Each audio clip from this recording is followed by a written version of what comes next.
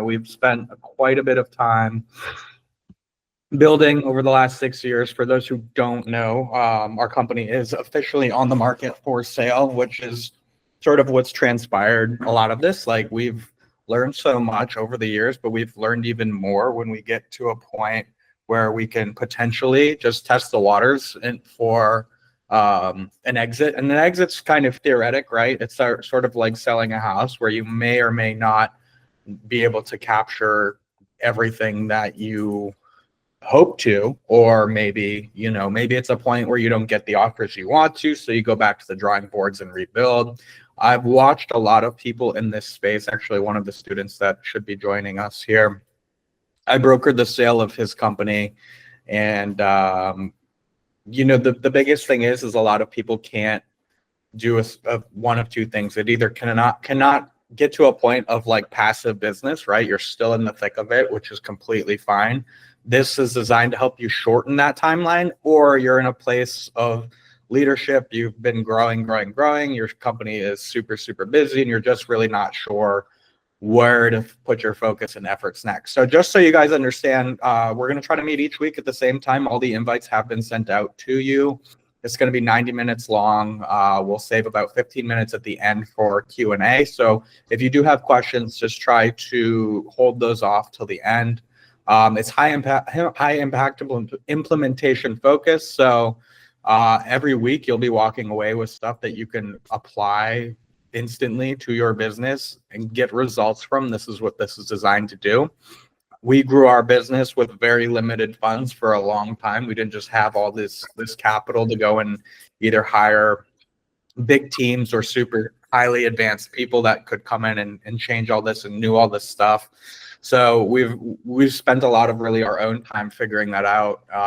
And this is designed to help you guys hopefully not make some of the same mistakes and shorten the timeline that it takes for you to do this stuff, because it's taken some of the stuff like today we're covering took years to figure out, and it was up and down and left and right, and it went every which way but the way we wanted it to. We've lost hundreds of thousands of dollars trying to figure this shit out, and now finally we got into a really good rhythm with it. If you can't make a live, which is obviously for speaking for those who are not here, it's fine. It will be recorded and sent off to you. I think it'll be better if you have the opportunity to sit in and have these be live for you guys, so you can ask questions. And if something's really burning or something needs clarification, definitely feel free to just jump in. I just want to make sure everyone is getting that same experience. So without further ado, we'll go ahead and jump in here. So what we're going to be talking about specifically today is the housekeeping and resource access you will have and how to implement and use those resources. These resources could be used by you, but they can also be used by people you delegate this work out to, teammates especially. A lot of you guys who are out in the field pretty regularly shooting, this should hopefully open up your eyes a little bit as to it's not typically the best to be doing that. Like, and don't get me wrong, like maybe you got into this business because you love the arts and you want to be a shooter, and that's totally fine. But there's also going to be, there's also going to be instances where it really does hurt and sort of take away from your business, especially if you're editing any photos or video, or you're just doing a lot of these low-hanging tasks that just really don't make sense. So what we're going to try to get you guys to be able to do, just based off of this, and just maybe just a show of feedback, how many people are currently live right now with retainers or with monthly recurring revenue in your business, like at all? Kevin, nice. Matt, Dustin, Jordan, cool. I'm not sure I understand the question, actually. Retainers? So you're billing somebody's credit card on the first or second or whatever. You're billing your customer's credit card once a month. In exchange for that, you're providing them something. Okay. And if you're not OnlyFans. Yeah, exactly. If you're running an OnlyFans. So what we're going to be able to help you guys do, regardless of sort of where you're at, is get your V1 program, which V1 is really like where you should start. Version 1, of course. get it to 10K. Nothing will change about your offering until you have 10K, until you could prove that 10K.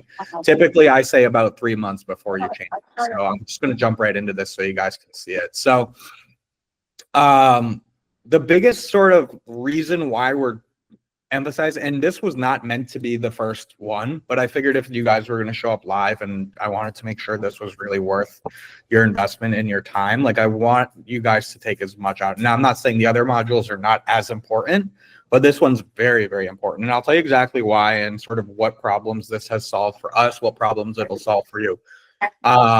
Number one, just by looking at this just gives you an idea. Here's just a quick snapshot of some of our client transactions. I only had room for this, but as you look down the list, 2,700, 1,800, 25, 28, 25, 4,000, 28. A lot of our clients, I mean, they pay us quite a bit, right? And that's because we provide unparalleled value within this, right? So when clients hit you up, and this happens all the time. I got somebody's mic, just a little bit of feedback there. It might be coming from Art Home. I'm not sure. Just make sure if you have background noise. I don't care if your mics are unmuted, just if it's in a quiet space. So we're trying to reframe projects as an ongoing need. So you're going to have your clients that are going to come to you. Oh, hey, Matthew, I have this idea. I want to do this. Or, hey, Dustin, this would be really cool if we could do this, right? The non-listing centric stuff, right? So we all have our listings. That's a given. That's like our foundation of, I'd say 99% of our businesses. We're going to shoot houses, right? And maybe some of us listings might be 80%, maybe 70%. For Fly Listed, it's about 60 to 55%, just for an example, maybe 60%, probably closer to 60%, right? And then you have those, hey, we have this really cool event coming up, or hey, we have our awards banquet. Whether or not they're having those conversations with you, those types of events and things are like always going to be taking place. And I know, Dustin, I know you shoot a shitload of those events. And that's really cool. What the reality and what I'm trying to get you guys to sort of conceptualize and to understand this a little bit is that there shouldn't really be anything in the world of marketing that's one-off, because one-off isn't really going to work. And I'm sure you've all been a part of those projects where, hey, they're like, you know, this listing's really close to this. They have this fair going on. I need you to just come and run around and hold the camera. So basically, project growth needs to turn into subscription, right? Typically, someone's going to come to you and say, and you know, in that conversation, you know, I have like $1,000. I'll spend $1,000 for you to come out to our event, right? And in actuality, your goal is to take their budget and stretch their budget over a longer period of time, so your business has more opportunities to transact with them, to collect their revenue, right? And by doing this and getting this model to work, and it's going to be a little tough for your first one, your second one's a little easier, your third, all the way up to, I'd say 10,000 is like the most turbulent journey until you get to 10K a month. Now, for some of you, you might just be at 10K a month, but if you add, you know, an extra 100% revenue to your business each month, that's already accounted for. That's already planned. That you can count on. You can have your rent or your mortgage locked down every month. You know it's coming. That's really the whole point of this stuff, right? You're trying to shift really your agent's mindset and not so much theirs. So there's going to be a portion of people that this just will never be a fit for. The people who continuously, you know, beat you up on price, ask for a deal, a discount, it's typically not going to be for those people. So I want to just get the mindset adopted of sort of why we're doing this and how we're doing it. Because ultimately, I'm going to help all of you guys get your first clients under your belts. We're going to all jump over to either a Slack chat or a group chat, whatever seems to be what the consensus wants to do, of being able to navigate the waters so you guys can get some rhythm with this, because rhythm is the biggest thing. That once you get a few on there, the rest becomes pretty easy. And then again, you start to figure out, okay, can I add more people? Does this make sense? Is there any questions just here on this slide here? Are you showing a slide? Oh, can you guys not see my screen? Son of a gun.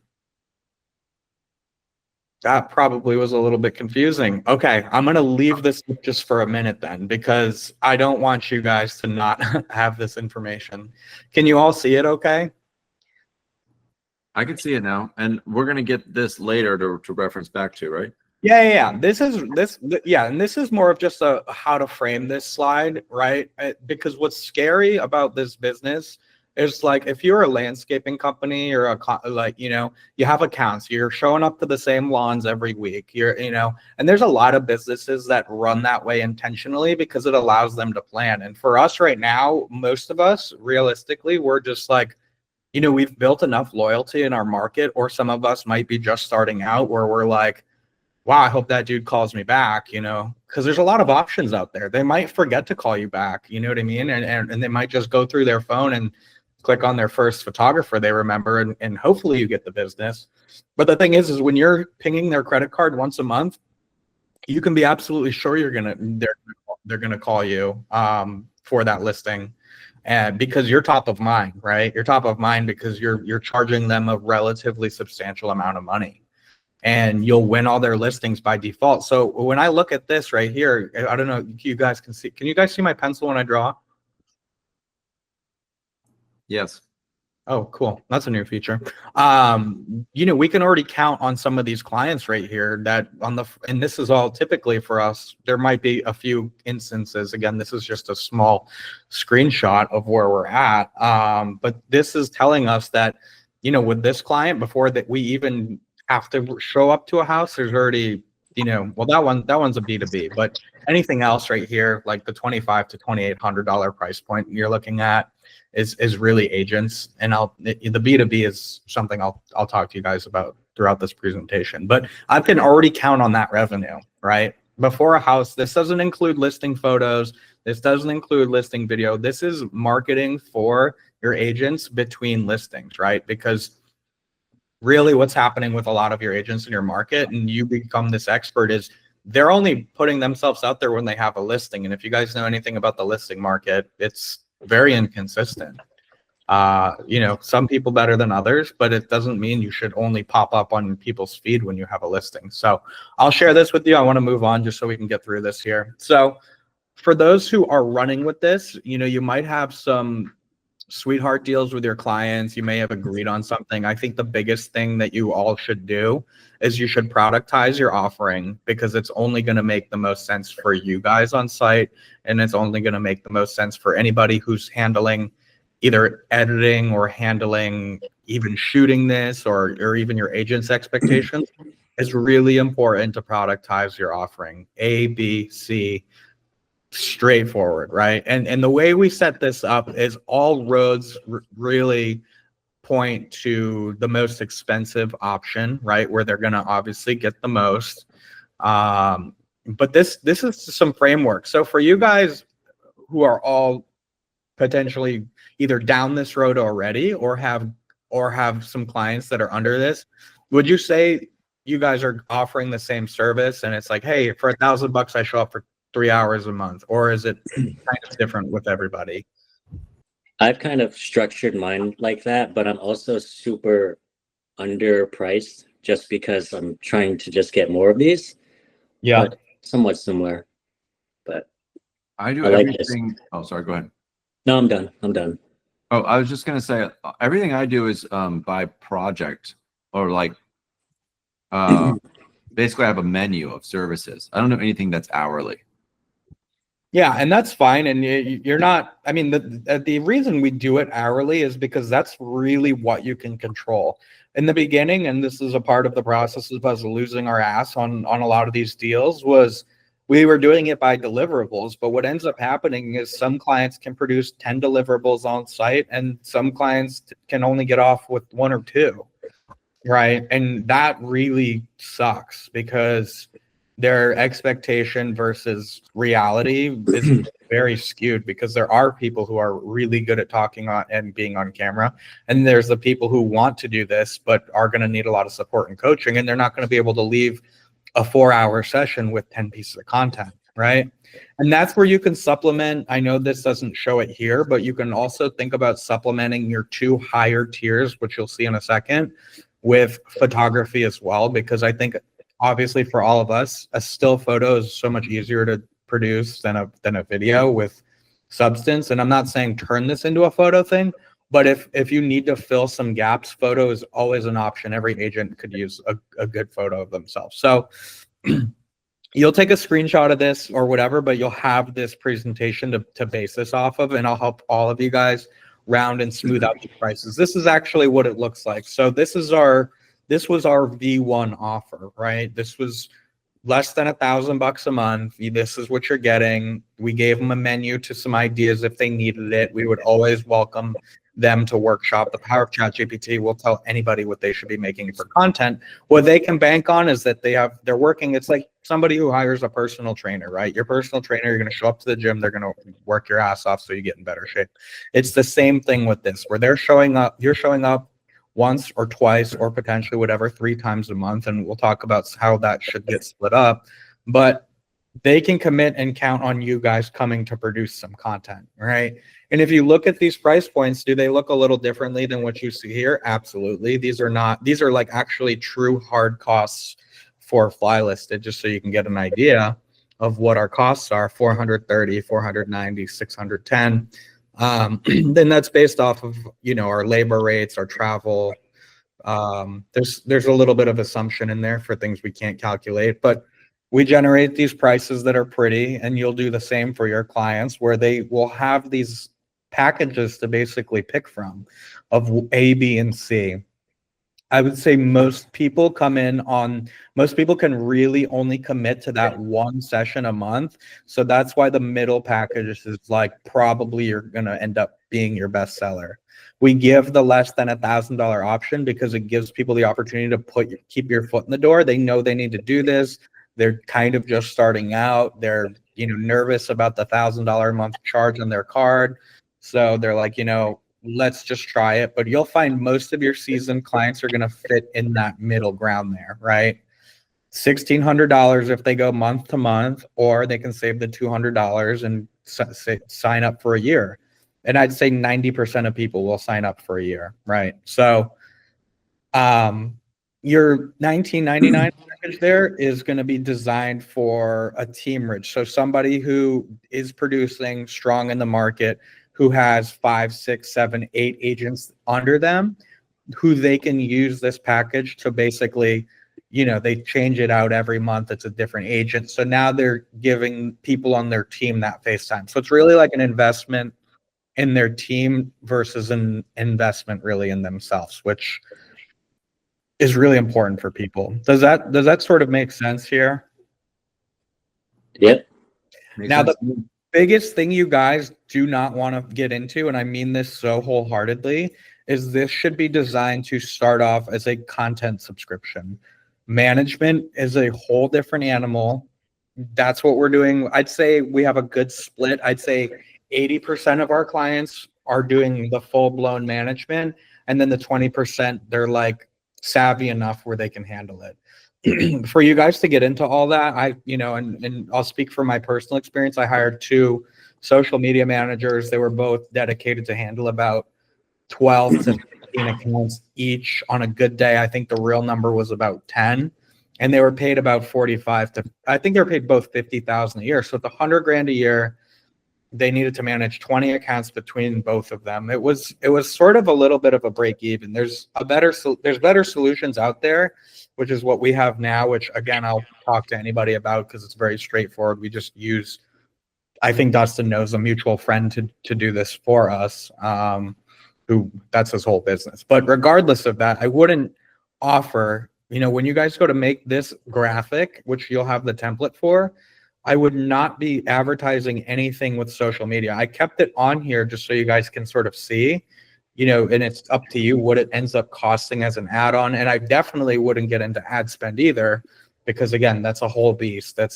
But what I will say is once you do flip the switch with these, I would say don't own it in-house. There's 100 companies out there who will manage ad spend for you, who know what the heck they're doing, who will help you, and you'll pay them as a vendor. Super easy, straightforward. Don't try to do it yourself.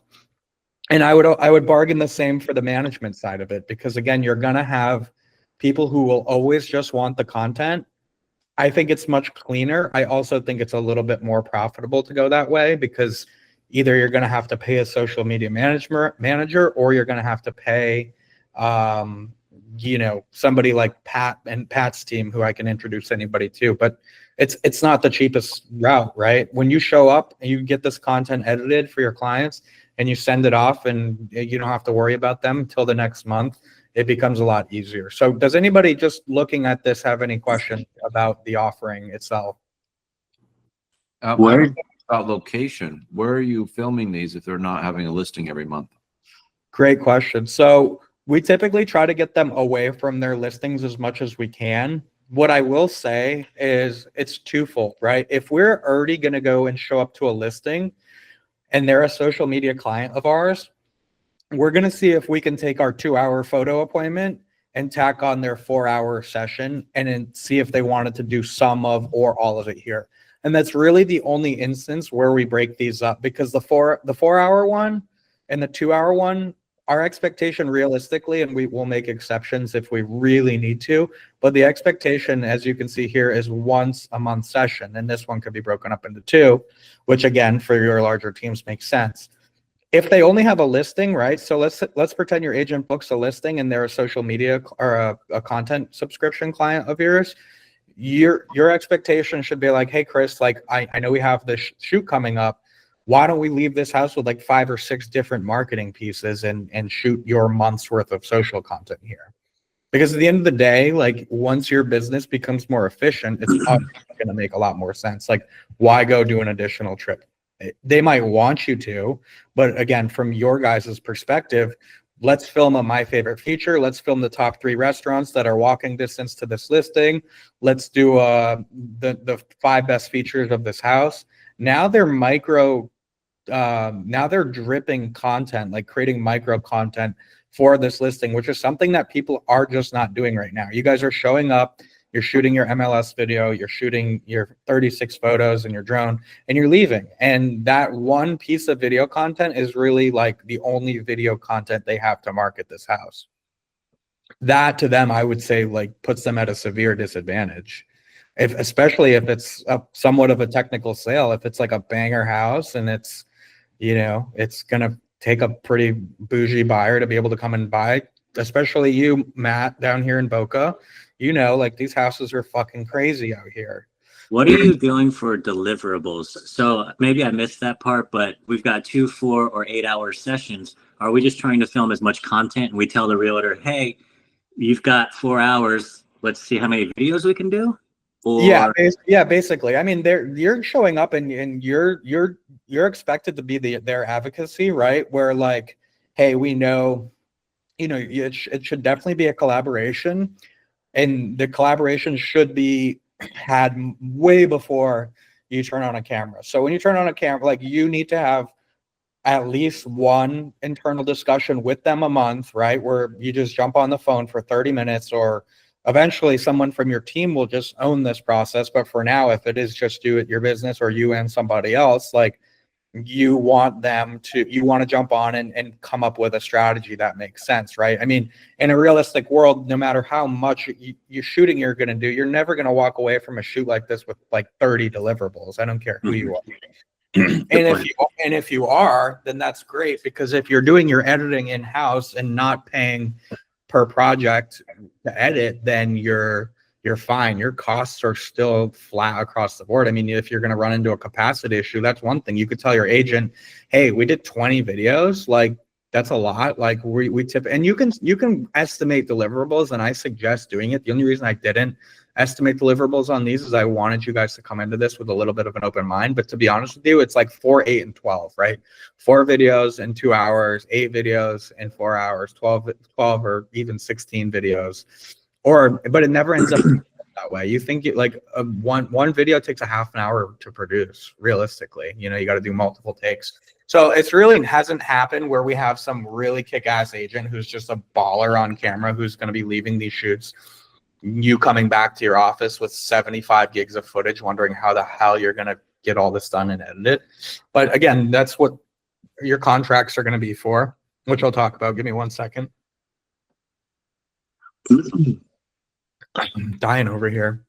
Um, but here's the thing too, like this is giving you guys the ability to like go to market with this, like literally take this framework, copy my pricing for all, like take as much as you can from this, take it and implement it and see where it takes you, right? Because again, this was my V1.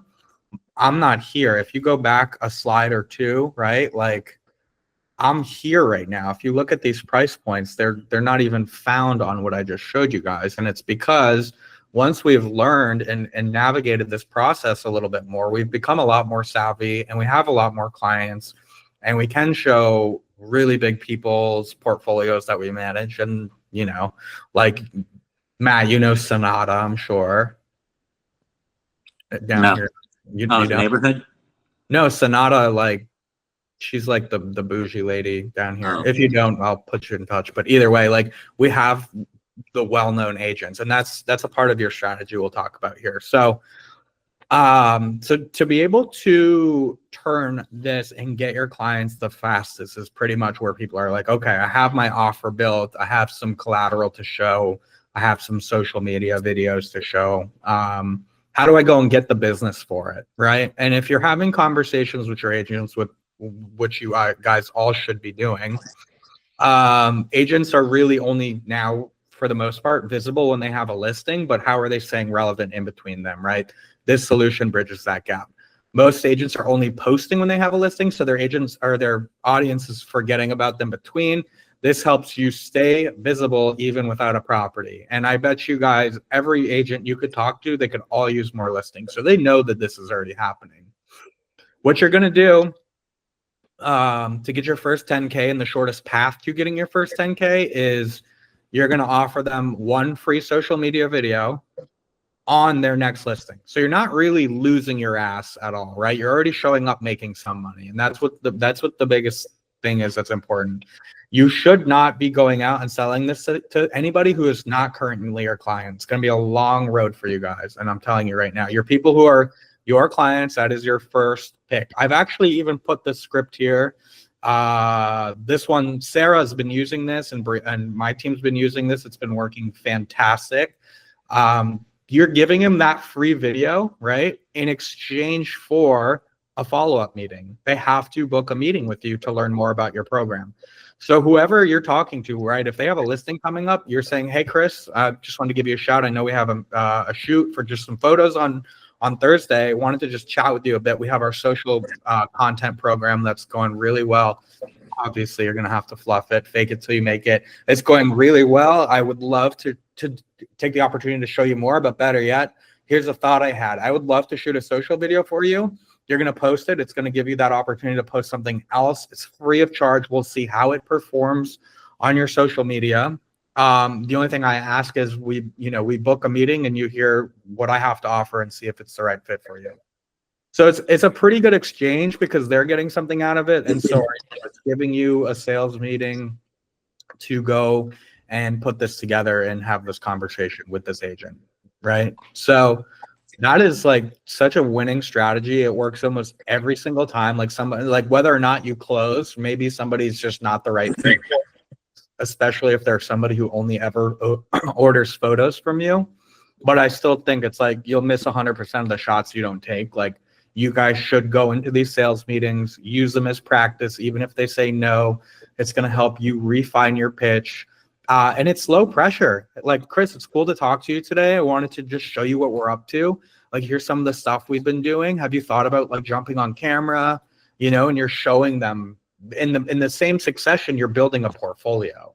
And that's what's big here. Because if you have no portfolio to show, it's going to be a little bit harder to get somebody to jump on this program. So it's sort of a twofold situation where you're getting a sales meeting, you're getting a piece of content, and then you have a potential layup to close, a social media client. So the strategy works really well. So any questions there? I have some clients that are like, I don't care about social media. I don't need the video, but I'll try and sell them on some lifestyle content then. Yeah, and it's like the hardest news to hear is like that's just not your client, right? At the end of the day, like you're in my backyard, and I think we both know, and I don't even have to speak for South Florida, but there's a lot of other agents out there. There's a lot of agents in every market. And even if you get like, let's just say your market has like 500 agents, and really the ones that matter, there's like 20% of those. So 100 of the agents are like the ones moving the market. Even if you got 10 of those at $2,500 a month, that's still like an additional $25,000 a month, right? So it doesn't have to grow sky high. I mean, is that the dream for all of us? Absolutely. Like for us, I'm trying to get it right now. We're at like 48.5. I'm trying to get to 100K by like the end of 2026. So like the timeline's realistic for the most part, but at the same time, like I want, and for you guys too, like social media and this content subscription, this MRR, we'll reference it a lot throughout this, monthly recurring revenue, like is going to make your life just so much easier. I mean, imagine starting the first of every month with like 20 grand already done, billed for. It saves your ass, seriously, and that's the biggest thing. So again, this script is like exactly what you'll use. Sarah, are you still with me? If you are, you're muted, but Sarah's Flyless is VA, and this is copy paste from her efforts there. So works really well. All right, cool. So here's the thing, guys, and this is what I've been preaching since like probably 3 years ago. I think agents as a whole like burnt me out to some degree. I don't know if anyone else sort of feels that way, of like sort of sick of the same just kind of the same bullshit of like, they don't respect us as much as they should. Like we work really hard on their behalf. Some of these agents have sold houses and with just their $250 photo package, where they're putting 60, 70 grand in their pockets and stuff. And I think it's important to shift this a little bit for you guys. And this is actually what I'm currently more interested in with Fly Listed, is like, yes, our agents are low hanging fruit. We get in front of 20 to 30 different new agents a month or a week over here. So yes, there's a lot more fresh meat for us as a business. But the businesses are really sort of underserved. And what I mean by that, so agents are overserved. There's too much competition, and maybe there isn't in your market, but there's always going to be, even if you're trying to compete with some AI tool, like the accessibility to content creators for agents is it's a lot. They have a lot of options, especially here in South Florida, which has been humbling. But even if they don't have that competition, they're always sort of looking for an alternative. Our agents also do pay you out of pocket. So like if the market's not going so great, you've been a part of this business for a while, and maybe some of you guys have too, where marketing's typically like the first expense an agent will cut. Like they'll stop spending for Zillow leads, which most of them do. You'd be surprised. They'll stop spending, if somebody was doing like a full production on a house, now they're just hitting you up for photos. So their ticket price is going down. Businesses do not, and businesses also don't buy emotionally. Their budgets come from a company. So a lot of times you're working with a business. You may not be working directly with a business owner. You might be working with a marketing manager, a marketing director, somebody just in a general marketing role, but also in some cases you're working directly with the business owner. These business owners here need that consistency a lot more, believe it or not. They like an agent, they don't have as much overhead as a business does, so they do really need to use content as an opportunity. And I mean, I don't know about you guys, but I have like either bought so much shit just like scrolling on Instagram that's actually been like kind of a life-changing product, or something that's been really cool that's been helping me. But I buy a lot from content, and I'm not like trying to become a sucker or fly to content, but I also just don't peruse retail. So most of the stuff I do buy, I'm either ordering it online, or if it's a restaurant I saw online, like I want to go check that out. So this is an important slide. I don't want to read everything verbatim to you guys, but I'm making a shift here just a little bit. And I think it's important for you guys if you're going to be creating this to diversify your offering a little bit. So here's the same framework I just shared with you guys, but this is for B2B. This is for businesses here. There's a breakdown of course, the same services. Nothing changes here aside from the price for all of these. And I've had no problem getting these amounts, if not more. We have one client that's paying $5,600 a month now. We have one that's paying $4,000 a month. I've never been able to get that out of an agent. So if you're looking for the shortest path to your first 10K, I would highly advise working a few businesses in there, and I have some great examples for you too. Basically, what this looks like is it's a 2x on your other pricing. So this also does leave you some room for negotiation, which is what I think is also pretty good, right? I mean, I'm not telling you to go to a business and advertise your agent pricing that I shared with you before this. I think that this is like a great starting point, because realistically, if they want a discount, like they would sign up for a year and commit to a year. It's $300, $200, and then $100 discount as you go down the list. Again, most roads point to here. This is where you'll find most of your clients.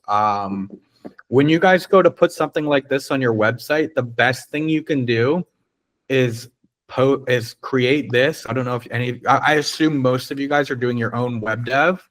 I would make a tab for content creation or content subscriptions.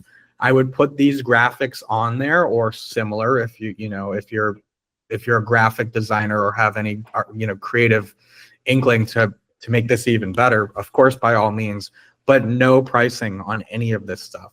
No pricing whatsoever, because you want them to have a conversation with you. You want all your leads to come through your website. You don't want people to go and you can have all your pricing on there for everything else you do, but do not have pricing on there for this, because I don't think that gives them enough information to make an informed decision. I think that needs to come from you guys. You guys should be having a conversation about what this entails, how you work together, how you collaborate together. What's that process look like? In order for them to make this decision. Most people just won't go for it otherwise. So what I will say is that the businesses that have marketing departments, this is such an easy and digestible expense. I'm talking actually I have a whole slide. I'm going to reference it because it's better. Here you go. This is like the number one the top 4 in most markets. And this, I've been in markets that are cold and warm, so I understand that some of these might be a little bit different. Number 1, home construction companies. Again, I can speak for Matt because we're in the same market here. Tons of roofers, general contractors, people who do siding, people who put in window installs, people who are doing decks, building pools, hardscaping.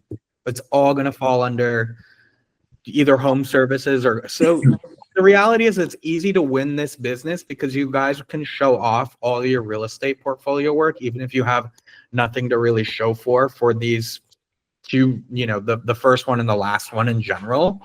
I mean, Matt, there's got to be 500 landscaping companies in South Florida. Yeah. There's a lot here. Then we have automotive dealers.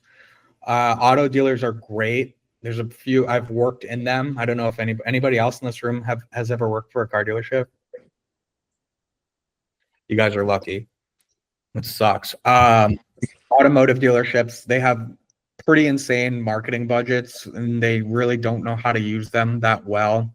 There's a lot of emotional things that go into a car buying process. It's sort of like a real estate where there's so much stuff you don't know. So if you can go in there, number 1, introducing the sales team. Everyone has their guard up. You should be telling personal stories. You should be putting cameras on people's faces who are interacting with customers the most. The service department, the same. Tips for their car for the winter, like just this really small micro content that carries in a massive amount of weight that builds personality, because people, again, are already super, like real estate, they're defensive when they start working with somebody because they feel like they're going to get screwed. So another great business with that can really benefit from some content. The health and wellness space, gyms are another big one. I don't know if there's anybody in here who's like a fitness buff, but gyms also really need it. If you aren't the biggest fan of gyms, the other ones that fall into this category are med spas, beauty centers, retreats, anything sort of in that range. All of these businesses all have one thing in common, and they're a service-based business, just like you guys, right? They are providing some sort of service to their customer. They're not going and buying, something off the shelf at Target. Their product is their people, right? Similar to you guys, which is why it's very easy to create meaningful content that has a long shelf life for these business owners. Any questions on this stuff here?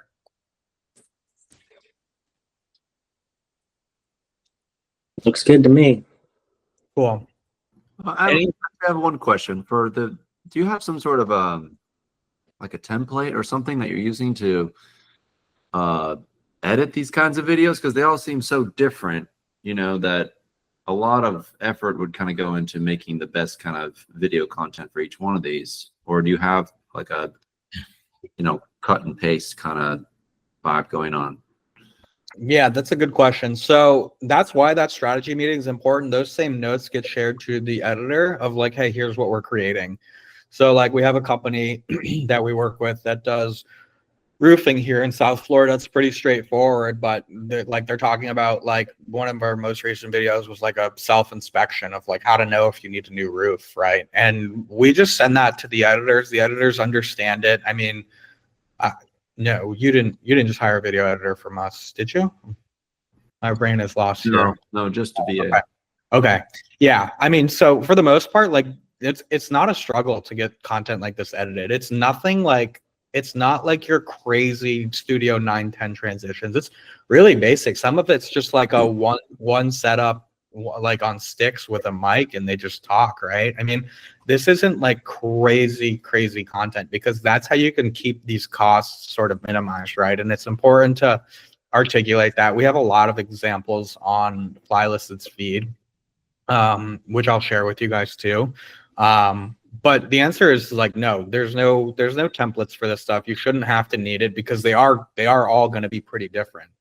The process is definitely intended to be bespoke, right? I mean, even if you have 10 or 15 clients, like your company is making good money, which I think then calls for like having the right people in place. And you'll want to have those right people in place to be able to edit this type of content. And again, you might do it for the first few if you need to, but the goal is really not. This isn't designed to be work that you would be doing long term at all. Like short form content editors are not that hard to find. And yes, you can absolutely get them from us, and we have tons of them working in clients' businesses. So I wouldn't worry so much of, okay, I've gotten to this point, I have the client, now how the heck am I going to pull this off and put this thing in their inbox, right?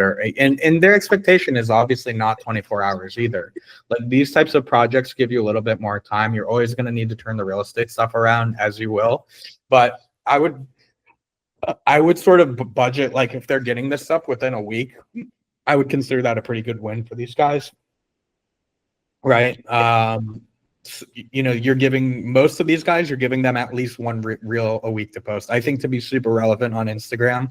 And I'll give a huge hats off to Art Home. If Dustin's even still in here, I think he probably jetted, but their Instagram's really good. If you guys haven't taken a look at it, like they're doing a very similar process right now, but for their own agency. And I think it's like super impressive. So that B2B outreach, I gave you the one for agents. Again, for agents, you're only going to be hitting up people who have like active listing appointments with you guys. Even if you have like, if you're only doing like 3 shoots or 2 shoots or 1 shoot a week, that should still mean one, like for every shoot should be a sales call. Cause I don't know what agent wouldn't want a free video. It's like throwing candy in the street for a kid. Like they all want it. So you should be getting these sales calls booked, and after this meeting, like that should signal your cue to go. I would say if I'm just going to go back a few here, you should have your B2B and B2C offer just ready to go.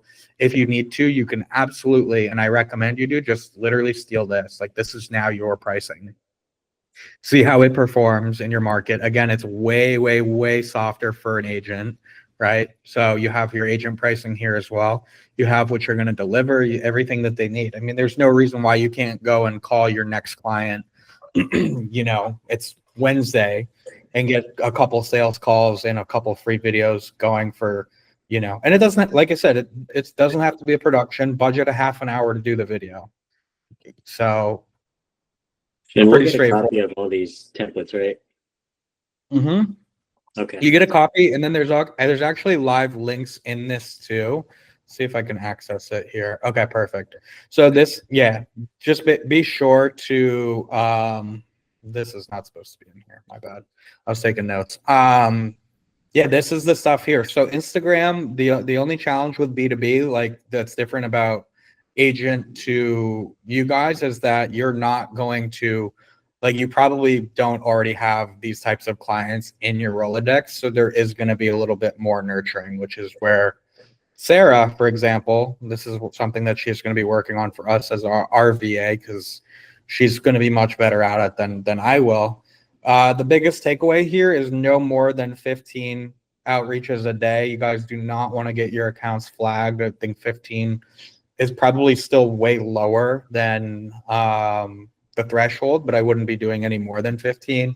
But your construction contractors, like here's just like here's a little blurb of what they've got going on and what you guys can provide for them. Health and like all of these, again, I don't necessarily read these to you guys. But the sales script is basically, it's really, really straightforward. Here's a general boilerplate script, and then here's the script that's actually for the specific industries I've targeted. And what you'll do, and what I've done, is I've taken a copy of this and I put it in the notes of my phone. So when I'm just like doom scrolling social media, like before Sarah came into the equation here, I would do my 15, whether it's while I'm eating dinner or eating lunch or, you know, chilling on the couch for a little bit. I'll just bust my 15 out. I'll search up some businesses that are local in our area, and the response is pretty good. I mean, if you I'd say at about 50 outreaches, I've converted 2. So it's like what, 25%, or no, it's not 25%. Somebody math me on that, but That's really I'd say, and honestly, I would say 50 to 1 is a good ratio. Like I think one close, it could get 6 sales meetings from 50 outreaches, right? That's So better than my cold calling. I was like 250 to 1. yeah, dude, cold calling I think it was good, but I think so much more is happening on IG. Now, what I will say to you guys, if you're going to be doing all this effort, and the thing that's not in my presentation, but is probably the most important thing, like make sure your Instagram's like up to date, polished, like put content out there, because you bet your ass they're checking it out. When they get that DM, they're going to say, who's this from? You guys need to put some content of yourselves. Matt, I've only said this because I see you pop up in my feed a lot. You're doing like day in the lives, like that, like whatever you can do to just get a piece of content out there is going to be really, really, really important. Maybe not every day. I would also say if you can prevent it in some way, don't just post your client deliverables. I know it's so hard because it's obviously like the lowest hanging fruit, but I think you guys should sort of, and the big underlying thing is here is you guys need to get, like, if you guys are still out in the field, like a lot, like you should be, your mindset should at least be, okay, I'm not going to be out in the field forever because this is what I need to focus on doing. Right. And like, it's fine. Like grind it out. I was in the field for 2 years when I first started. There's nothing wrong with being in the field, but knowing when to sort of bow out of this, out of getting out of the field is important. So somebody can be doing some of this, right? I mean, I'd say that for you guys too, I'd say it's always important to wear the hat that you're going to give to somebody else.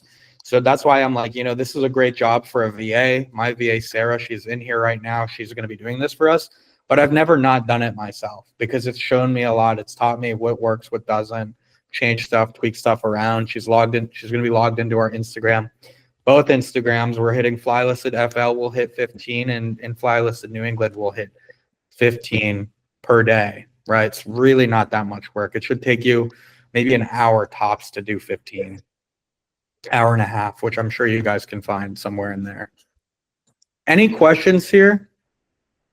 Yeah, Paul, I have a quick question for you in regards to the content. Are you guys putting together content strategies for the monthly content retainers? So only for the clients that are under our social program, you're doing that for. Okay. So in short answer, for you to focus on that right now, like I would keep it so simple until you get to 10K a month. Okay. And I really wouldn't change too much. I think 10K will give you a good sort of, I mean, for one, it'll grant you the money you need. But basically what I'm getting at is there's a gentleman who I can introduce anybody who wants to be introduced to him to. His name's Patrick. He's like one of our bigger VA buyer clients, but he's also he's a good friend of mine. I know him very well personally, but he will do the posting for you, not him personally. He's built out a whole team and he only really does work with real estate photography agencies. When you're ready to bring on management, like you could just get on a call with him.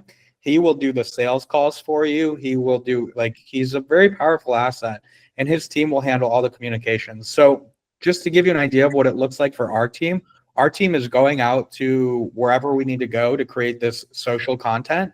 We're just dumping footage. They're editing it. They're posting it. There's no limit to how much they edit, which is also great. So they do 20 posts a month.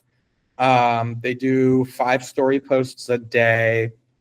They tap into all the clients like past files, past shoots, and like share access to their camera rolls so they can help support their stories. It's really cool. But what I will say, it's not really that cheap. It's about $1,350 per client. So you have to account for that. Like when you look at that V1 pricing, that's not going to really support a $1,350 cost at all, as a matter of fact, which is why you set this floor for your first 10K, make it a promotional offer for the first 5 people who join are going to get, specialized grandfathered in pricing, and then you're good to go. But for a lot of my clients, right, where I showed you guys that budget, like in the beginning of where my actual, like a snapshot of these, the ones that you see that are over $2,500 a month are being managed by that $1,350 expense. So it's about a 50% expense rate. So I balance that by also having an equal, if not more, amount of clients that are strictly on that content, because once a client comes in, one of your qualifying questions is going to be, hey, do you also want us to handle the distribution? And if the answer to that question is no, that's great. You don't have to manage their social media then. And again, I don't recommend you do it yourself. Maybe someday you guys want to go and build that out for yourself. By all means, I still think, yes, it's $1,350 a lot in hindsight, but to not have to talk. What's that? It's so worth it. I'm working with Patrick now, and it's so worth it just to have someone else. I didn't even know you were working with Patrick. Okay. Yeah, I have another client lined up to hop on a call with them tomorrow. So yeah, you can give the group a little bit of insight into what that looks like. But I forgot you guys there's so many things I focus on. So pardon me for forgetting. But that's great. And you understand, right? I mean, it's not a cheap expense, but to not have to even deal with your client really is pretty good. Yeah, makes it super easy. Yeah, all his video editors are RVAs from Sathify, which is cool. So that's awesome. You guys have that outreach template here that will be sent out to you. Molly will get that all sent over to you here. Here's sort of the last part of this. I'm trying to, I know you guys are all doing shit, so I'm trying to go through this relatively quickly. But the biggest thing is you've done all this work, you've got the client, you're shooting, things are going well or relatively well, or you're kind of building the plane as you fly it. Contracts are going to be what's going to save your ass, but also ensure that you get paid every month, right? And so We do all of our billing through Stripe. I think, Jordan, you must be sort of in that same. Are you using Stripe? Yep. So you've been running with this for a little bit, and I know you're not that new to this industry, but this is you're what, less than a couple years, right? Yeah, just a couple years, 3 years now. Yeah. That's sick that you're already sort of building in this direction too, because there's so many dudes out there that have been doing this for like 5-10 years, and maybe they're just thinking about it. I think a lot of like the other groups, mastermind groups, they still tout so much like real estate photography and cold calling, and that stuff's like cool, but you have to innovate like quite a bit to stay relevant. And I know that, okay, maybe all you guys have a lot of competition in your market, but you have a lot of competition that's shooting real estate photos. But how many real estate media companies are also managing socials or creating social content exclusively so that, these guys are getting leads to their Instagram accounts like organically? Like, you should see like these pressure washer companies here in South Florida. Like, you post like these satisfying videos of driveways and shit getting cleaned, and it gets like 300,000-400,000 views, and they'll get 5 or 6 leads from that. And these guys, like, that pays for their $2,900 a month like subscription they have through us. So, and that's really what this is about, right? Is being able to provide that experience. And I will tell you this, like, you'll have that experience happen a lot more for B2B clients than you will with realtors. A lot of people, unfortunately, like, don't buy houses on Instagram. They might want to go check out a house, and maybe it ends up being the house they buy, but it definitely happens a lot less than somebody seeing like a mozzarella stick getting pulled apart in a new pizza joint, and then all of a sudden, a bunch of people go into that restaurant. So just sort of think about that. So the contracts, I'm giving you guys all a copy of the contracts here. Let's see. Whoop.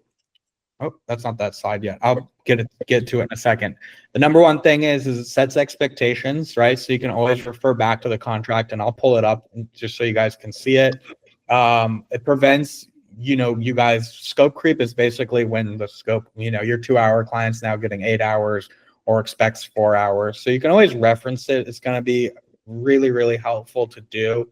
Part of this will be HubSpot and using HubSpot pretty intensely. So what we'll do all together, I'm hoping you guys, during these meetings, you guys can be behind your computers so you can actually like apply this stuff, because it is meant to be a workshop. So we can actually go in and actually set up these things for you. I'm 99% sure HubSpot is still very much so free. So it's not like you have to go and adopt additional costs. Like, if you are already paying for it, that's great. But the only reason you'd start paying for it is because there are some features that you just don't get on the free version. But we'll be able to go through the contracting and all that good stuff on there. So we'll also, in that same succession, and we'll do this at the beginning of next week, is adding your products to a product library. So just so you can get an idea of what this looks like real quick, because I just want to show you guys how simple this is. Am I doing okay on time? Are any of you guys like, oh shoot, I gotta go? No, I'm good. I'm good till 3. If you do, they are recorded, but yeah, I don't want to screw anyone over. So there's a place in HubSpot called products, right? Which is really cool. This is going to help things just be so much more straightforward. And the nice part about this is you come in here, you add it once, the rest is history, right? And it helps, again, in the beginning, I mentioned the word productizing your stuff. This is literally what I mean. So we're going to come into here and we're going to create a quote super quick. We're going to pretend we have a client who wants to do this. And this is why I want to show you, because a lot of people are like, yeah, I had this social media person or this client reach out to me and they're like, yo, I want to do content. And I'm like, I don't know what to do. I don't know how to price it. What should I do? So I'm just going to do this as an example just so you guys can see, because I literally do this all day long. This is like the only thing I actually truly enjoy doing at FlyListed. So I come into here and I'm starting to build the quote. I'm just hitting product library, right? And I'm going for my social media contract on the B2B. I'm just adding it in there. And what I'm doing is I'm making it 12 months because that's what we're going to be doing, right? So it's all calculated in here, blah, blah, blah. Everything's all good to go. So when I hit this next button, it pretty much shows you everything. It's already put in what they're getting, this, so on and so forth. It's very, very straightforward. Now, what I'm going to do here, just so we can show you, hold on. Oh, Next. Okay. So the contracts that I'm going to provide you guys with, they can come into here as what we like to call snippets, and it makes life a lot easier. Let's see. Has anybody used the quoting tool yet on here? Mhm. Wait, did they get rid of this? Oh, here we go. Okay. They just redid it. So, oops. Sorry about that. Give me 1 second. Okay.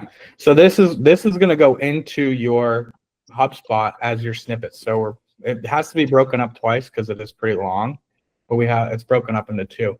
So now your contract has all of the language on here already. It takes 1 second to do it. This quote, I can go and spin this around now to my client. It's all ready to go. I'm going to get a nice preview of it. But that's it. It's really straightforward. There's a lot of transparency. The beauty of this is like, yes, on the paid version, it goes through DocuSign. So there's like a lot more official that there's like an actual signed, inked, papered contract that comes along with doing it this way. And I know I did it super fast. This is not designed to teach you this right now. I just want you guys to understand that like the contracting and how easy it's going to be is super important because it's going to save you from situations where like, I mean, I don't need to get into the million reasons why people need to be on a contract, but again, like when you're billing somebody's credit card, the stakes are a little bit higher, right? You should make sure that you have gone through your process of doing it right, making sure that they're authorizing you to charge their credit card and all that. Like you don't want to deal with what could happen if you don't do this right. And it can all really be prevented through this. Again, I'm not here to emphasize why a contract is so important, but what I will say is you guys will have all of these contracts here. And so what you'll do is you'll come in here and you'll click it. You're going to copy paste this into ChatGPT and just put your business name on there. Obviously, you're not going to use mine, but I wanted to leave mine on there just so you guys knew where the placeholder was instead of brackets. All you do is punch this into ChatGPT, say replace the word fly listed LLC with XYZ, my business name, right? And just make sure, obviously, there's like, you'll change this, of course, to the state of Florida or whichever state you're in. But I want you guys to be able to have this. There's SMM terms, which is social media management.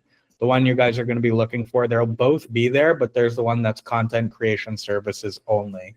So just make sure you have that, like the right one for the right contract. If you're not using HubSpot, just make sure you find a way to not go around this process. Like whether you're not going to get into HubSpot, that's fine. Maybe use Go High Level, whatever. I'm not familiar with that, but just make sure no matter what, you get somebody into this, contract them and make sure there's a signature on it. You just, again, like you don't want this to blow up in your face, and mitigating risk as you grow is so important. A few things just worth noting on the contract is like making sure you guys get paid on time. And these were all born from, we call it born from bullshit, but like literally these policies were started because somebody screwed us up. Last minute shoots, canceling and rescheduling, shoots under 4 hours long, logistics fee that we've incorporated. If they're like, hey, I just need you to come real quick. And like, we don't want to work in the world of real quick because nothing in our business is real quick. We still have to make sure our batteries are all charged the night before. We got to get in our car. We got to make sure it has gas. There's just a lot of different things going on. So making sure you're accounting for those situations. Weekend fees, I don't know how you guys are currently doing it, but when I first, after I started to get kind of burnt out, we put a weekend fee on real estate shoots and for social media. And it's like, I didn't want to show up, but if I had to, I'm charging you extra. And believe it or not, it works exactly how it should. It basically deters people from doing it, but if they absolutely have to, then at least you're making some good money. And, you know, in hindsight, I've seen people like, we just charge an $800 weekend fee to a B2B client and they paid it, which I thought was insane. I talked to my CPD manager and I was like, what the hell is this? Because he paid himself out $400 on it. So I was like, hey, what the hell's going on here? You got to protect yourself for travel, right? You don't want to make sure you're driving all over God's creation. You guys can change this as you see fit. I know, Michael, you're probably never going to drive 100 miles, but I know even 20 miles in the city can be, or 10 miles in the city could be a lot, Michael. So this one's really for you to probably take some time to finesse. I can't speak from experience of, I know NYC is just its own beast. So well, you know what I mean, though. If somebody wants you to go across the city, like it's a game of logistics to some degree. I know you don't drive, but how you, basically, it's. I'm looking at it from a time perspective. Yeah. Right? Yeah. If I have to go 30 miles to go make $200, and I could have done that a mile away from my house, like you should charge accordingly to your travel, specifically in your situation because you're in NYC. I think you're the only one here that's in New York City. A lot of people are, this has happened to us, unfortunately. This is why this was written. As you guys grow, like, of course, you don't want people soliciting your team to work directly. So they're not allowed to hire anybody like your roofing company or whoever your customer is. They cannot contract them directly, which is what they're signing off on. They can't hire an editor or anybody on their team for 3 years. If they do, there's a $5,000 violation. Now, by them signing this gives you, and if let's just pretend it happened, it gives you documentation to now go to, unfortunately, through a legal process in the event. Now, I'd say in any situation, you always want to avoid any sort of legal anything all the time. It's not fun for anybody. But in the event that you have to, knowing that, okay, usually all this stuff is meant to be a deterrence, not a ticket to go, to court. So just try to make sure that that's how you're viewing this stuff. And of course, one of the bigger parts of this is there's a binding arbitration, which means they're legally not allowed to sue you. So that's the biggest one. Can't sue me for anything. You're waiving your right to sue me. So make sure you guys get these contracts in place when you have a client ready to go. Let's see. So I think we're relatively good here. I'm just going to leave some of this up on the screen. I don't want to go too much over. We only really have 10 minutes, and I wanted to be able to reference anything for you guys. Again, recurring revenue is so friggin' important. You guys are going to see churn in markets that are seasonal from December to March. It can suck. Right when our families and friends want Christmas presents, and you're billing the slowest month you've had. So that's why I'm telling you this ahead of time. That's why I'm even telling you now, start prepping for slow season, start putting, something aside, especially if you are in your first year-ish or so, just so it doesn't come by massive surprise if you're in a climate that gets snow or cold or shuts down. But most of the country stays pretty quiet and real estate basically between Thanksgiving and until after New Year's. So just knowing that, even on these MRR deals, you're still going to bill. You still want to help your clients stay active during the holidays, during, times of slow real estate, or on the other side of business who wants to get more people in the door or get people to buy gift cards for the med spa or gym memberships, all that good stuff. You want to be able to provide that. So I really want this for you guys. The biggest reason I started this is I lost so much money during slow season, and I didn't want to lay off or fire or terminate any of my employees. I felt really bad. I was actually really scared that they would go find different work because I couldn't afford to pay them during our slow season. And I was looking, I think between Thanksgiving and a month or two after New Year's, I must have lost $120,000 in payroll when I started building a team. And I was like, holy shit. And this really did save that, I know I'm going to collect this same amount in December that I will in November. So I really hope this is helpful for you guys. I wanted to do this one first because, again, it's just so important. For Fly Listed, it's really the only thing that's for sale right now. And when I say that, if we're having conversations and our sales team's having conversations, we're not picking up the phone trying to shoot your next listing, not anymore. We will shoot it for sure, absolutely. But I don't want I don't want to lead with that. There's already too much of that out there. Like, hey, we're a real estate marketing company. We help our agents with their listings and their social media. Like, I would rather be known for that, not just like a photographer that shoots real estate. So, and by now that's who we are. And I want that for you guys too, because there's not a lot of competition there. So I will leave this up for any questions for you guys. And of course, you will get a copy of this recording, this presentation, and then we're just going to probably get everyone like in a Slack channel so we can support each other and helping get you guys to this point, even if you're already there to some degree. I know you are, Jordan. Congratulations. Like, there's always obviously opportunity to learn and help and support each other. So questions, comments? Maybe this is like slightly off, but if you're trying to bring people on, like maybe I don't have a team yet that is capable or knows what they're doing to shoot social content and video stuff like that. Are there some traits that you look for or like tips you can give for the hiring process?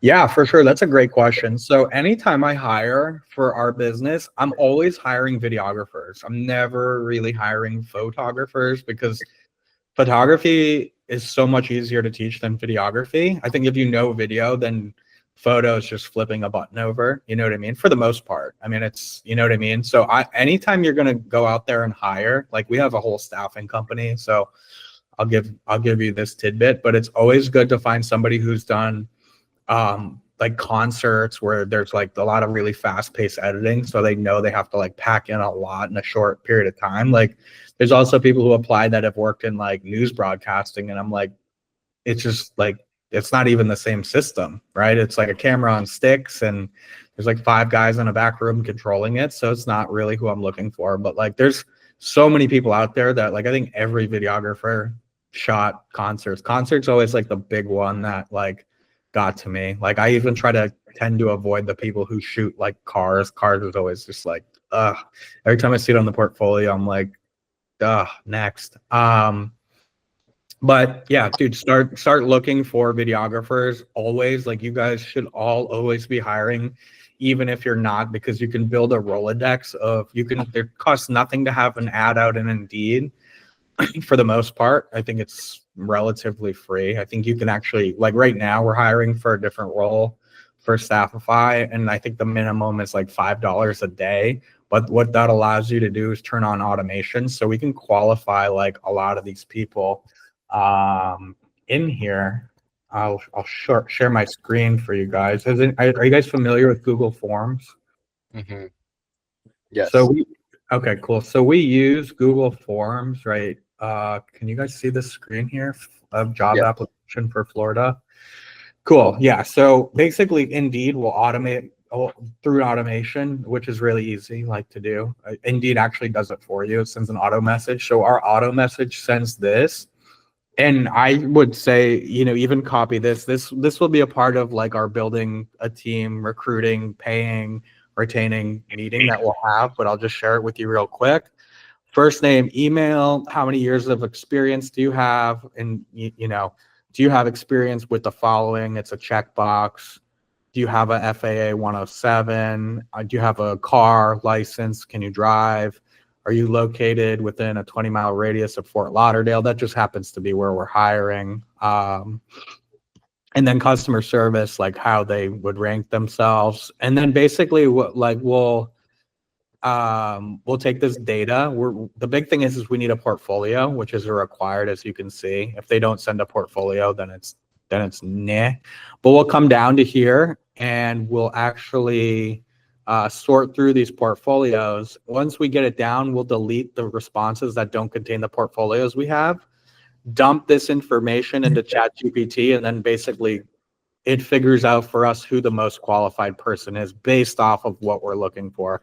Highest internet speed, if they have their 107. So it creates a short list for us pretty extensively, pretty quickly. I know this is a long answer to your question, but I feel like this could help you because the reason we set it up like this is because we don't really have time. Like Indeed is an ugly, crappy platform, and most of the recruiting platforms, to say the least, are.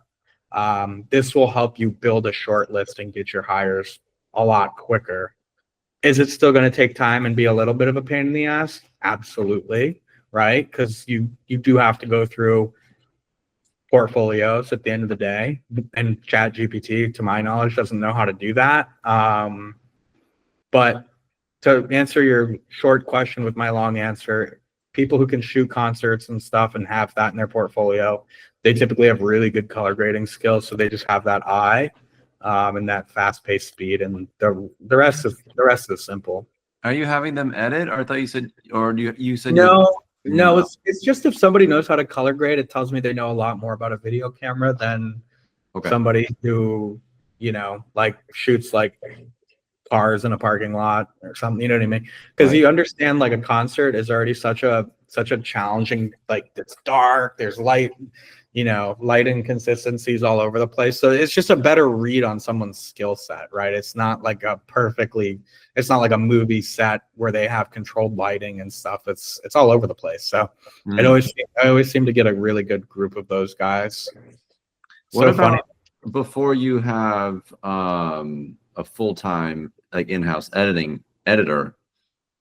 What are you doing to keep the cost down? Because I've looked into that before, and the quality is just bad, and it's too expensive to hire other people usually. Yeah, that's a good question. I mean, I'll be biased in that sense, and Dustin, even though he's rejoining us too, like we're all on VA video editors because it is so much cheaper. Like, for them to edit like one of the videos that are in this monthly recurring program, so it takes like an hour or two. It's nothing crazy. And when you look at their rate of like $12 an hour, you're talking $25-$26 for a video to be edited. It's to do their whole 4-hour session is costing me like $120 to $140. That's why I like the VA solution so much. Again, because like my VAs are not only you got to understand, because there's a few things going on here, right? Like, my VA video editors are editing real estate, and they're only editing the content creation clients. Aside from that, everything goes to Pat in his team, because they edit everything like for no additional cost. You know what I mean? But in lieu of that, they charge, accordingly. So I don't think you should be necessarily, the tough thing is like the editors you're going to see on these Facebook groups, not really like in their wheelhouse. Like, I think you'd almost have a better experience finding somebody like literally on Fiverr, if you had to bridge that gap for a little bit. And also, you can also get away with a VA for like 20 hours a week or 10 hours a week too. And that's going to be like 20 hours a week on a VA, or 20 hours a week on a VA is like $200 ish, So that's just food for thought. That's under your content creation. Because if your VA video editor hypothetically was also editing your real estate videos, you know what I mean, then your costs are even lower than that. Instead of like, I don't think you should be paying per project for this, because it will get expensive. Could I add some quick insight? Yeah. Because I feel you where you're at, because I currently have retainers, and I'm currently trying to keep costs down. So I'm kind of like at a weird spot, and I feel like this is that transition spot to before I can delegate all of the editing out. So here's kind of how I've got it going is I have like a VA editor. So I pay him per month. He edits all of my real estate videos. I've tried to throw him like I do content creation for a company that is based at an airport. They work on airplanes, and I tried to send him that content. Wasn't really turning out well. I'm like, all right, I didn't give him enough explanation, and he's already got so much real estate on his hands. So I still edit for my one and only retainer person, like my retainer, because I haven't quite found someone to take on editing retainers for me. And, I want my real estate guy to just focus on real estate, like just keep excelling at that. So I've been editing all of the airplane content, but while I've been doing so, I've been making Loom videos, trying to create like an SOP and show how like, hey, this is like what I'm doing. This is what I'm looking for. And then I'm trying to like trim it all down into like a training. So when I'm ready to get a new retainer content and I can justify the cost of hiring a second video editor who works for me specifically, I can share that off to them. And, you know, they're not real estate editors trying to figure out how to do this other stuff. I'm like, hey, here's what I've been doing. Watch these, do these, follow this workflow. And I'm going to try to have two editors separate for what's going, like, for content creation and real estate. And so that's kind of where I'm at right now. And so, yeah, that just thought I'd share that insight with you, because it sounds like that's yeah, I love that, Tevin. And that's, you can always bridge the gap, right? That's like, if you need to, do I recommend it long term? No. Like, Tevin's making videos so he can see his way out of that, because, you know, there's going to be instances where you might pick up a client that's going to pay you $6,000 a month, and then you get so paranoid that you have to be the one editing. But the real proof comes out when you pick up a client that's going to pay you, I'll use the $6,000 a month again, and their first round of edits was done by your VA video editor.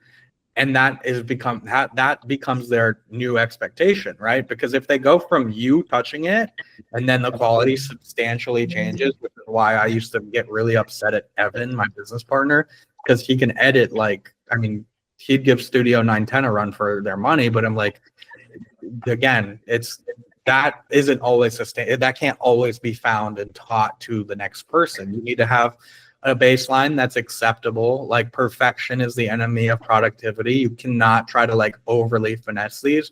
The price points that I showed you guys are really designed for this to be done. I wouldn't say at volume, right? I would say, like, if I had to be a car brand, I'd say like an Audi. They're not for everyone, but they are popular. But I'm not saying create this and try to become a Toyota and make it for everybody, because I don't think that makes sense either. I think there should be a good, diverse mix of clients. Don't do all agents.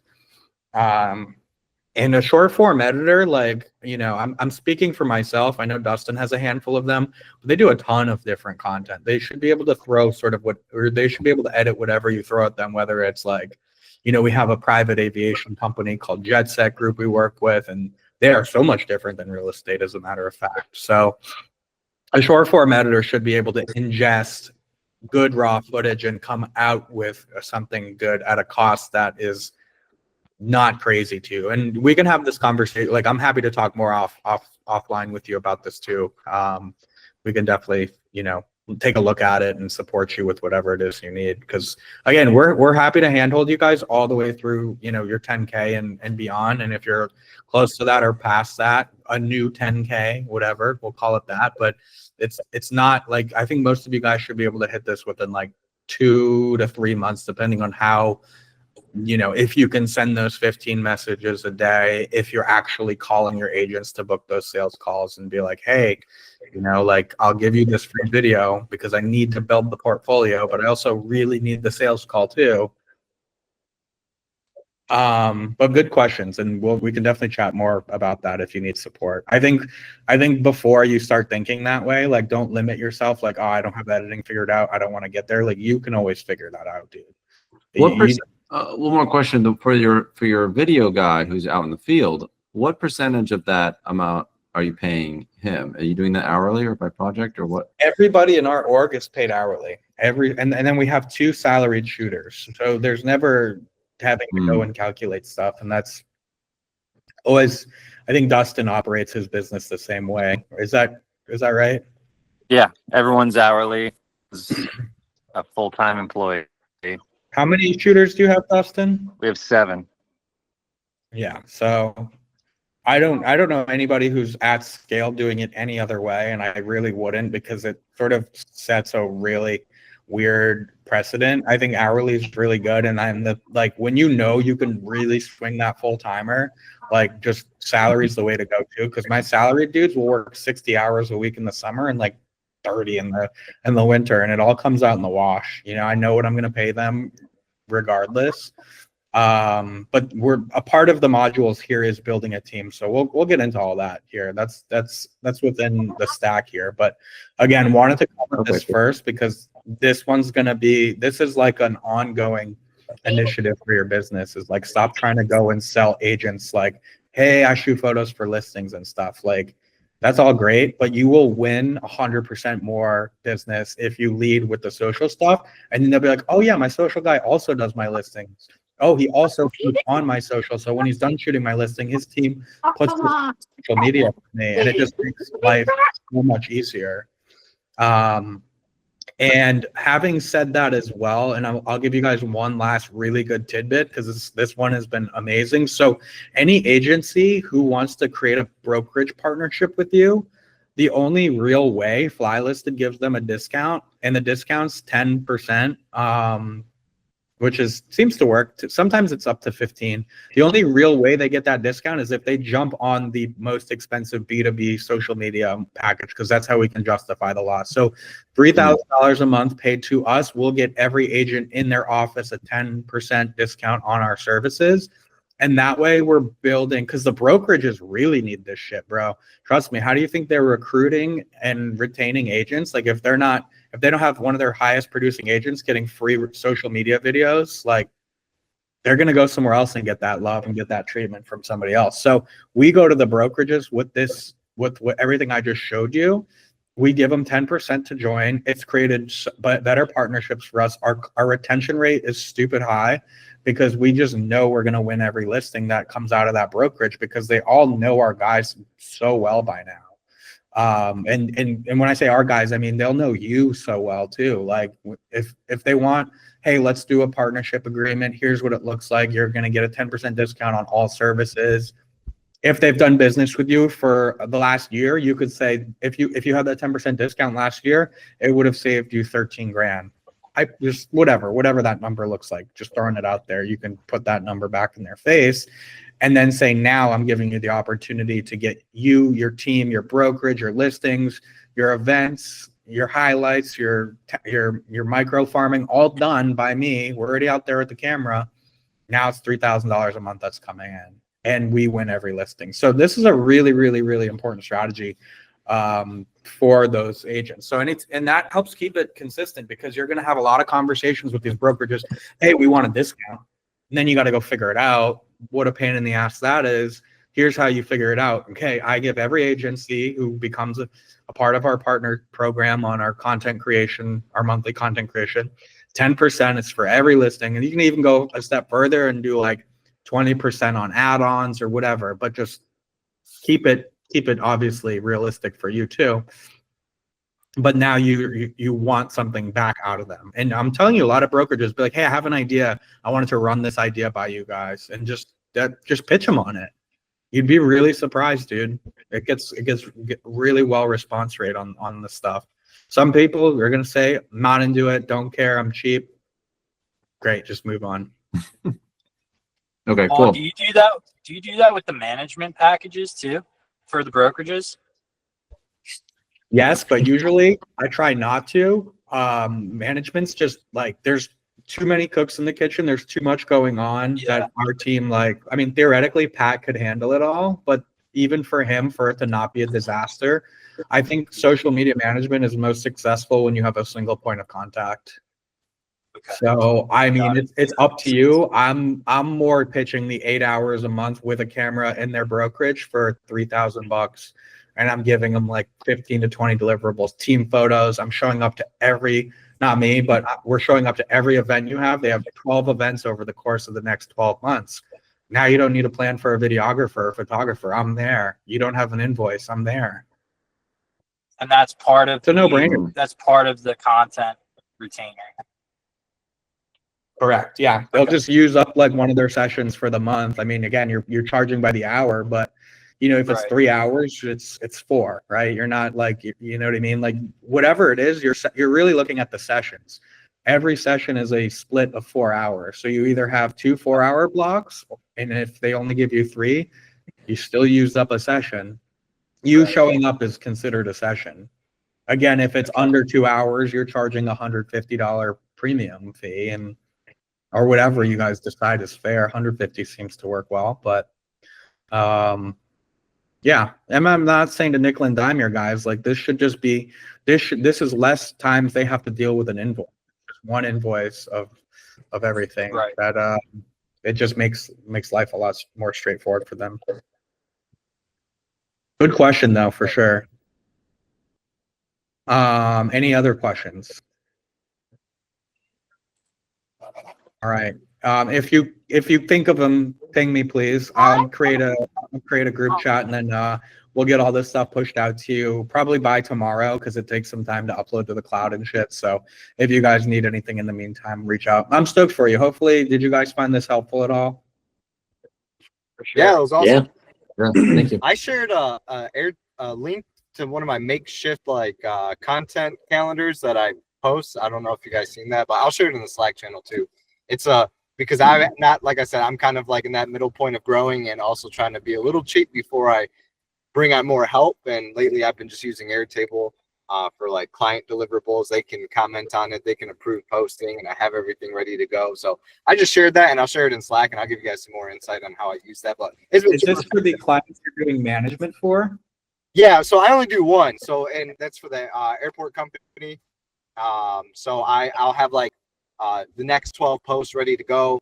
He can see all the media. He can also comment on the media, and then he can see what the captions are going to be, and then he can revise the captions. And then when I post them, it gets sent off to, out of the way. And then I can also see a calendar view, and then it's also like a stacked view. So it's kind of like an all-in-one hub. I don't know what to call it. It's just been really makeshift and kind of scrappy that I put together, but it's been working for me and my client really well.